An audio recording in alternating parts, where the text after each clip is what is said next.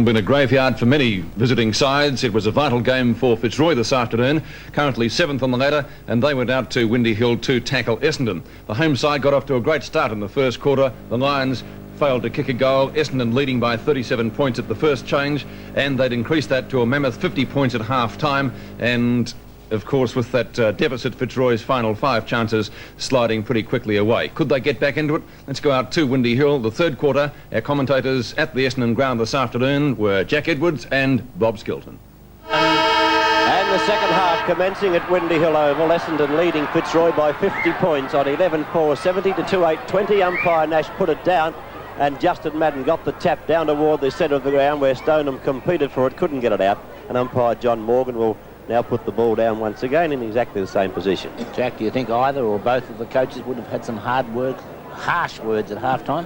Well, Robert Walls would have run out of adjectives, I would think, Bob, because his side put in a miserable performance in the second quarter, which they kicked 2-6. Had a chance to get back in the game, but only kicking 2-6, didn't give himself much of a show. Wilson gives the hand pass out to Manane. He gets it down to McMahon, a chance of a goal coming up, but unfortunately it hits the post. Well, a chance to hand pass over the top there and give the opportunity for Roos to run into the open goal, but McMahon didn't see it or didn't want to see it. I'm not too sure which, and it would have been a golden opportunity for Fitzroy to get a score. I've forgotten to start the clock. 99 times out of 100, though, David McMahon would have put that right through the centre, Jack. Right, Nagel having a picnic, takes the ball off the hands of the pack, coming around to the centre wing, puts a long kick forward. He's playing a magnificent game. Copping couldn't take the mark. It's taken away by Clayton. Right, left, now back towards Van der Haar. Van der Haar with a long kick towards centre half forward. And a great mark by Simon Madden, who's having an absolute picnic today. He's kicked 4 to date. He's played 2 great quarters. He's taken some magnificent marks, kicked some fine goals. As I mentioned, he's got 4 to date. He's lining up now for goal number 5. Well, the mark he took in the second quarter, one-handed when he was off balance and all over the place. He got one hand up to it, hooked the ball in. It was a fantastic mark, and he capped it off with a goal. I should have said he's going to take another shot here, trying for goal number 5. If he does, it'll put Essendon on 76 points. So he's been on target fairly well. Not trying to kick the cover off the ball. An example of what I meant, but I think he's missed on this occasion. Yes, only 1 point. Not trying to put the boot right behind it, Bob. He's just trying to make the distance and steer him through. On that occasion, he was off target, so he's kicked now 4 goals 1. That was his first miss. Not a very long kick in by Laurie. It bounces in front of the opposition. It could have been a free kick to Parrish. The umpire called play on, and now he said, oh, I thought he was going to play a free kick. Foul about to have a shot toward goal, and the umpire blew the whistle, and the Essendon fans weren't very happy with that one, because Fowler was off and running. So from the bounce, Justin Madden got into the back of his opponent, so Matt Rendell will take the free kick at centre half back for Fitzroy. Rendell, 15-metre penalty being paid because he didn't get the ball back in the required manner, and so now he's almost up towards the centre of the ground. A left foot kick, it's a shocker. Bounces awkwardly for David McMahon. He attacked the ball, couldn't take it clear. It's picked up by Hurd. Hand pass across to Hawker. Hawker puts it into the centre towards Nagel. Nagel well tackled. The free kick not against Nagel. Previously it had gone to Gary Wilson because he was tackled incorrectly. Now Wilson about to put the ball up high for Roos. It didn't quite carry as far as he would have liked. It's Roos, now it's Coleman on the scene, looking for the hand pass, a bit late in getting it away, but eventually comes out. Carey's kick didn't go anywhere, didn't make contact, and the umpire said a free kick to Carey, but he will take this free kick on the half-back line for Essendon. Hand pass comes out. There's another chance for Essendon to put it forward. The ball kicked up to the centre wing position. Now it's Danaher with the ball in front of him. Oh, Van der Haar ran past him. Went for a bounce and messed it up. He got a hand pass into Fowler. A very tight shot from the boundary. He doesn't try the shot. The ball delivered upfield. Will be a free kick to Simon Madden. Fowler going down after having got rid of the ball. He's on the turf now and looks like saying a few words there. Not very impressed with the treatment he received. The free kick will be played against Richard Osborne, and it will be to big Simon Madden, who'll be going for his 5th goal. So Fowler does appear to be all right. And a little bit of a wrestle going on between Van der Haar and Chris Smith. Well, the umpire holding up play. Quite a few things going on out in there. Chris Smith. Oh, here they all come now. Not that there's much in it, really. Umpire Neville Nash came in to sort things out. Little grin breaking out on the face of Fowler, possibly saying to Van der Haar, thanks very much for sticking up for me, mate. Actually, he's only a little fellow, but I thought Fowler on that occasion there was no need to do what Tony Bahajar did, to come across to Richard Osborne, because there was nothing really nasty in the way that Osborne, came at Fowler. Nonetheless, we find the free kick, after it all settles down, with Simon Madden. Madden having 4 to date, and the opportunity of kicking Essendon's 12th and his personal 5th. Well, the last shot he had, the goal he missed. Simon Madden. Awkward looking style, but looks all right from where we sit. The fans behind the goal saying it's all clear, so Essendon move their score on now to be 12 goals 5, 77. Fitzroy 2 goals 9, 21. So it's 56 points, the margin that Essendon hold at the present moment. What can Fitzroy do, Bob, to get back? Jack, if you mean as coach or whatever. Well, what do you think they have to do to get back into the game? The first thing they have to do is have some semblance of a forward line. The second thing they have to do, and probably it's in reverse really, is get to the ball first. Essendon have led to the ball right throughout the day. Well, I suppose they have to get to the ball first, yes. So we'll see what Francis can do. He can't get away with it. So another bounce will take place right in the centre. Essendon have been first to the ball. They've been moving the ball much cleaner than Fitzroy, and their forward line has certainly functioned beautifully. Justin Madden into the back of his opponent once again, and Rendell, I think, learning very quickly, Jack, and getting that front position. Well, he's big enough. He can get the front position. He's hard to beat. A nice kick from Rendell, an equally good mark down there by Duckworth. Hugh Parrish was the man in front, but Duckworth took the stronger of the grab. Chance for Hawker. He'll take the mark and put the foot up too to protect himself as McMahon came in. He learnt that one very quickly. Hawker from the wing position swings one in toward Danaher, who's played a great game for Essendon at the half-forward position. Danaher will be looking for a short. I thought he might have gone for Madden, but he went to Copping. Chance for Clayton. No one can make contact yet. The umpire said there was a free kick going Essendon's way, and the kicking in danger to Fowler. Fowler foolishly plays on, but it comes off in a sense, because it's still further away from goal, and a nice mark taken by Van der Haar under a lot of pressure and attention from Chris Smith and Fitzroy. Well, Van der Haar on the point, or not on the point, on the line of the square, which is 59 metres out. He's going for a short pass. He's not going to take the shot toward goal. Carey came up right from the half-back line to make position. That's good thinking from a defensive player. He turned himself into an attacking player. Now he's gone short again, and Hawker's made position. The Fitzroy defence is asleep. That's all I can say, to allow 2 pieces of football go on like that, Bob, without any opposition. I can forget the little thing that's going on out there. There's nothing in it. Hawker got a bit of treatment after he took the mark. Really could have got a 15-metre start toward goal, and now he has got the 15-metre start toward goal. So I think you put down your glasses, because Hawker is now on the point of the goal square and should kick the 13th goal for Essendon. So, well, what I was saying, the Fitzroy defence went to sleep completely. Hawker goes goalward. The umpire said all clear. Essendon kicked their 13th goal. 13 goals 5. That's the story on the Essendon board. 83 points, playing Fitzroy's 2-9-21. Fitzroy too that aren't getting to the ball first. Justin Madden didn't actually get a clear knock, but still got the ball down. It's picked up by Otway. Otway's kick off the side of the boot out towards centre wing, and the mark taken by Pert as he falls over. He covers well, and so Gary Pert. Oh, he's fall over again. Gets a hand pass towards Clayton. Clayton, a high hand pass, looking for, but not quite finding Chris Smith. It does get the ball now. The loose ball, well, as it loses a big pack of players there.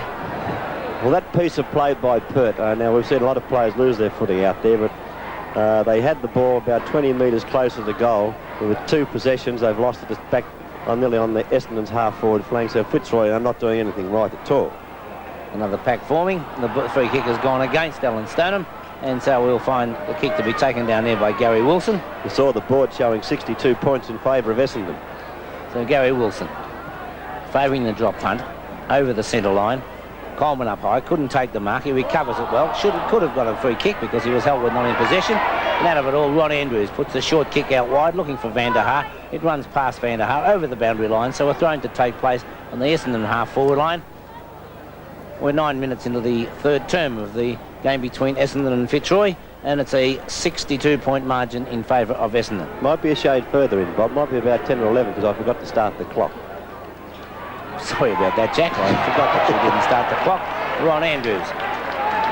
And very nasty of that Leon Harris to hit Ron Andrews. Oh, he's played well today, Andrews, hasn't he? He's made his presence felt. Plays on quickly now. The hand pass to Ramsey. He's kicking towards the centre. Terry Danaher up high. Couldn't take the mark. It's picked up and put forward by Fowler of Essendon. Fowler, a wobbly old kick, punched away by Hinchin. First on the scene looks to be Alan Stoner, but he can't get there before the ball goes over the boundary line and the throwing to take place. In the first quarter, Essendon jumped Fitzroy, kicked 6 goals, 3 to 2 points to lead by 37 points at the first change, and in the second quarter, Essendon kicked 5 goals, 1. Fitzroy were way off target, kicking 2 goals, 6. They had a chance to get back in that second quarter, but they couldn't kick goals. So it's Essendon into attack again. The ball up there in the forward pocket for the Bombers, and the whistle sounds it's out of bounds, so we'll see a throw-in taking place in the forward pocket for Essendon. At present, it's 83, playing 21, 62 points the difference in favour of the home team. Simon Madden got the tap out. Beautiful tap. Van der Haar ran into a brick wall. The ball comes out to Folds. Can't pick it up cleanly. Standing his ground is Justin Madden. Eventually Folds did get the ball moving. Madden up high. Oh, what a mark. Oh, we've seen this fella take some great marks today. And that would have to be, if the one-hander in the second quarter wasn't his best mark, Bob, that would have to be. Bob's marking the marks of the day. Simon Madden has now taken 5 screamers. That was a ripper. And kicked 5 goals. Listen to the applause of the crowd.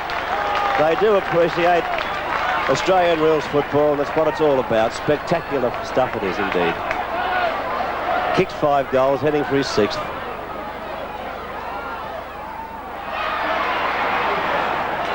And he missed it. Well, that let the whole side down, that one. The crowd just went, oh, they gasped as one. Anti-climax, wasn't it, Jack? It was.